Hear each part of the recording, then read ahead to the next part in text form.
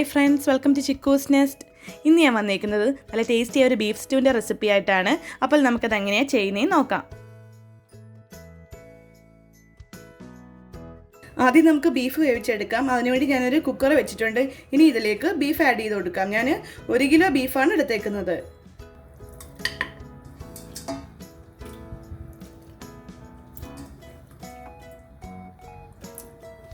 ഇതിലേക്ക് 1/2 ടീസ്പൂൺ കുരുമുളക് പൊടി ചേർക്കാം. 1/2 ടീസ്പൂൺ ഗരം മസാല, 1 ടീസ്പൂൺ ഇഞ്ചിയും വെളുത്തുള്ളിയും ചതച്ചത്, 1/2 ടീസ്പൂൺ വിനാഗിരി ചേർത്ത് കൊടുക്കാം.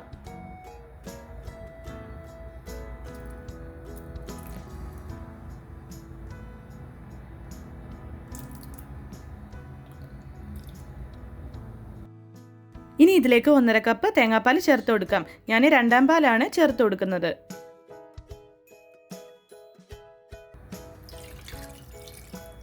കുറച്ച് ഉപ്പ് ചേർത്ത് കൊടുക്കാം.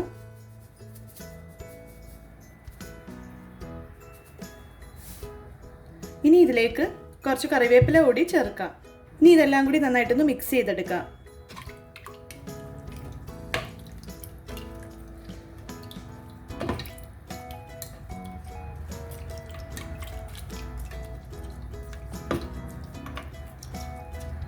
ഇനി ഇത് അടച്ച് വെച്ച് 20 മിനിറ്റ് വേവിക്കാം. പിന്നെ വേവൊക്കെ ഒരു കുക്കറിൻ്റെ അനുസരിച്ച് വ്യത്യാസം വരും. ഞാൻ മീഡിയം ഫ്ലെയിമിലിട്ട് 20 മിനിറ്റാണ് വേവിക്കുന്നത്. ഇനി ഇത് വേകുമ്പോഴത്തേക്ക് നമുക്ക് ഇതിലേക്ക് വേണ്ടിയുള്ള മസാലയൊക്കെ തയ്യാറാക്കിയെടുക്കാം. ഞാനൊരു പാത്രം ചൂടാക്കാൻ വെച്ചിട്ടുണ്ട്. ചൂടായിട്ട് ഇതിലേക്ക് വെളിച്ചെണ്ണ ആഡ് ചെയ്ത് കൊടുക്കാം. പാത്രം ചൂടായിട്ടുണ്ട്. ഇനി ഇതിലേക്ക് വെളിച്ചെണ്ണ ഒഴിച്ചു കൊടുക്കാം. ഒരു 3 മുതൽ 4 ടേബിൾ സ്പൂൺ വരെ വെളിച്ചെണ്ണ ചേർത്ത് കൊടുക്കാം.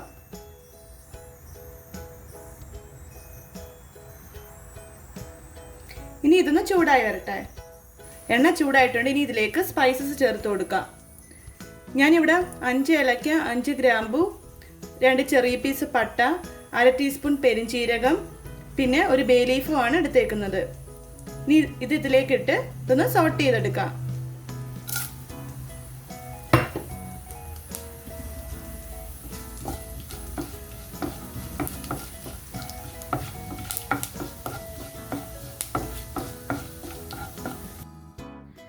ഇതൊന്ന് മൂത്ത് വന്നിട്ടുണ്ട്. ഇനി ഇതിലേക്ക് 1/2 ടേബിൾ സ്പൂൺ ഇഞ്ചിയും വെളുത്തുള്ളിയും ചതച്ചത് ചേർത്ത് കൊടുക്കാം.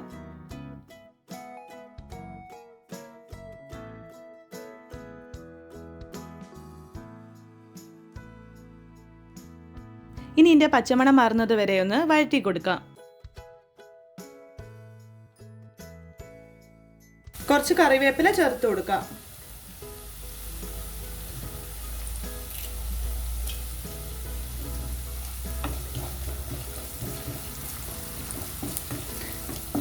ഇത് മൂത്ത് വന്നിട്ടുണ്ട്. ഇനി ഇതിലേക്ക് 3 സവാള അരിഞ്ഞത് ചേർത്ത് കൊടുക്കാം.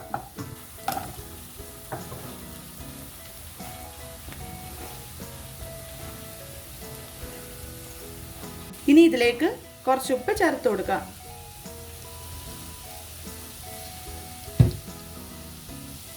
ഇതെല്ലാം കൂടി ഒന്ന് മിക്സ് ചെയ്ത് കൊടുക്കാം.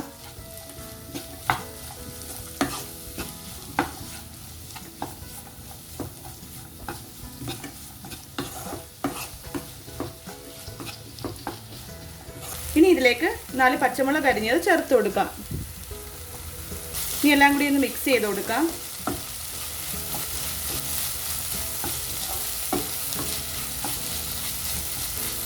ഉള്ളി നന്നായിട്ട് വഴണ്ട് വന്നിട്ടുണ്ട്. ബീഫ് ഇവിടെ വെന്ത് വന്നിട്ടുണ്ട്. ഇനി ഇതിലേക്ക് നമുക്കത് ചേർത്ത് കൊടുക്കാം.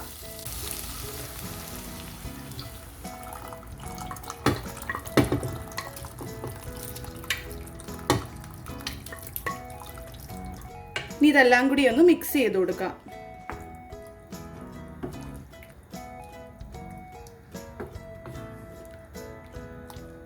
ഇതിലേക്ക് ഇനി 1 ടീസ്പൂൺ ഗരം മസാല കൂടി ചേർത്ത് കൊടുക്കാം. ഇതിലേക്ക് ഞാൻ ഇനി 1 കപ്പ് തേങ്ങാപ്പാൽ കൂടി ചേർത്ത് കൊടുക്കുന്നുണ്ട്. 2ാം പാലാണ്.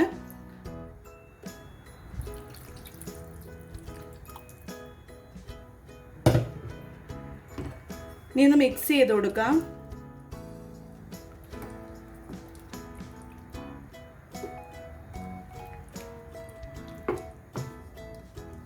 ഇനി തേങ്ങാപ്പാൽ കുറച്ചൊന്ന് വറ്റി വരണം. നമുക്ക് ഇതൊന്ന് അടച്ചു വെച്ച് കൊടുക്കാം. ഇപ്പം 5 മിനിറ്റ് കഴിഞ്ഞിട്ടുണ്ട്. ഇതൊന്ന് തിളച്ച് വരാൻ തുടങ്ങിയിട്ടുണ്ട്. ഇനി ഇതിലേക്ക് ഗ്രീൻ പീസ് ചേർത്ത് കൊടുക്കണം. ഞാൻ ഇതേപോലത്തെ ഫ്രോസൺ ഗ്രീൻ പീസാണ് എടുത്തേക്കുന്നത്. ഇത് വേവിച്ചല്ല. ഇനി ഇതിലേക്ക് ഇത് ചേർത്ത് കൊടുക്കാം.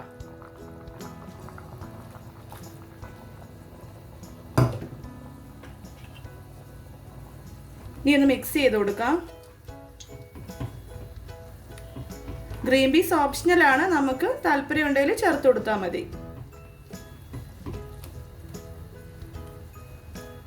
ഇനി നമുക്കിത് വീണ്ടും അടച്ചു വെക്കാം.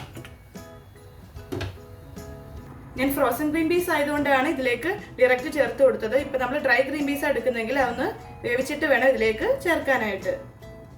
ഇനി ഇതിലേക്ക് ഉരുളക്കിഴങ്ങും ക്യാരറ്റും ചേർത്ത് കൊടുക്കാം. ഞാനിവിടെ ഒരു ഉരുളക്കിഴങ്ങും 2 ചെറിയ ക്യാരറ്റുമാണ് എടുത്തേക്കുന്നത്. ഇത് ഞാൻ 1/4 ഭാഗം വരെ നേരത്തെ വേവിച്ചെടുത്തതാണ്. ഇനി ഒന്ന് മിക്സ് ചെയ്യാം.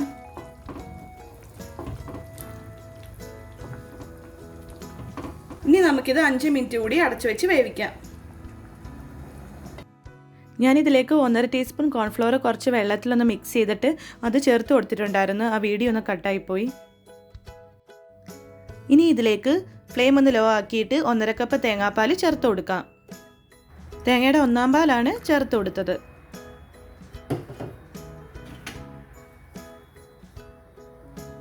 ഇനി ഇത് തിളപ്പിക്കരുത്. ഇത് തിളച്ച് വരാൻ തുടങ്ങുന്നതിന് മുമ്പ് നമുക്ക് ഫ്ലെയിം ഓഫ് ചെയ്യണം.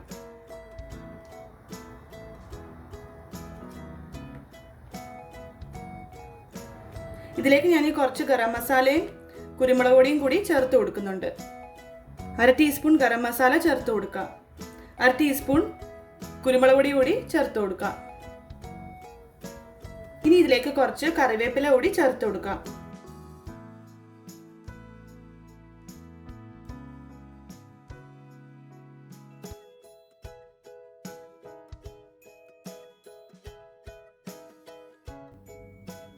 ഇനി ഇതെല്ലാം കൂടി ഒന്ന് മിക്സ് ചെയ്ത് കൊടുക്കാം.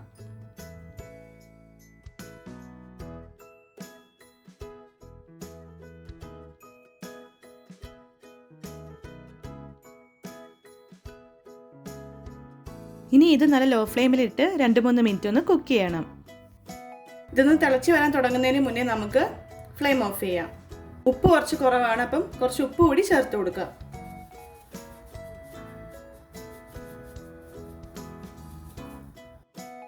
ഇത് ഞാൻ നല്ല ലോ ഫ്ലെയിമിൽ 3-4 മിനിറ്റ് ഒന്ന് കുക്ക് ചെയ്തിട്ടുണ്ട്. ഇനി നമുക്ക് ഫ്ലെയിം ഓഫ് ചെയ്തിട്ട് ഇതൊരു സെർവിങ് ഡിഷിലേക്ക് മാറ്റാം.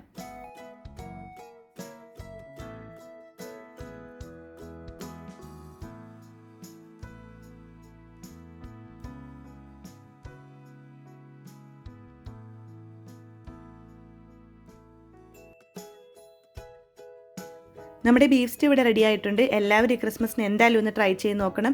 ഇത് അപ്പത്തിൻ്റെ, ഇടിയപ്പത്തിൻ്റെ, ബ്രെഡിൻ്റെ കൂടെയൊക്കെ കഴിക്കാൻ നല്ലൊരു കോമ്പിനേഷനാണ്. എൻ്റെ വീഡിയോ ഇഷ്ടമായെങ്കിൽ ലൈക്ക് ചെയ്യുക, കമൻറ്റ് ചെയ്യുക, ഫ്രണ്ട്സിനും റിലേറ്റീവ്സിനെല്ലാം ഷെയർ ചെയ്ത് കൊടുക്കുക. ചാനൽ സബ്സ്ക്രൈബ് ചെയ്യാത്ത ഫ്രണ്ട്സ് ചാനൽ സബ്സ്ക്രൈബ് ചെയ്തുകൂടി സപ്പോർട്ട് ചെയ്യുക. അപ്പോൾ നമുക്കിനി മറ്റൊരു നല്ല വീഡിയോ ആയിട്ട് വീണ്ടും കാണാം.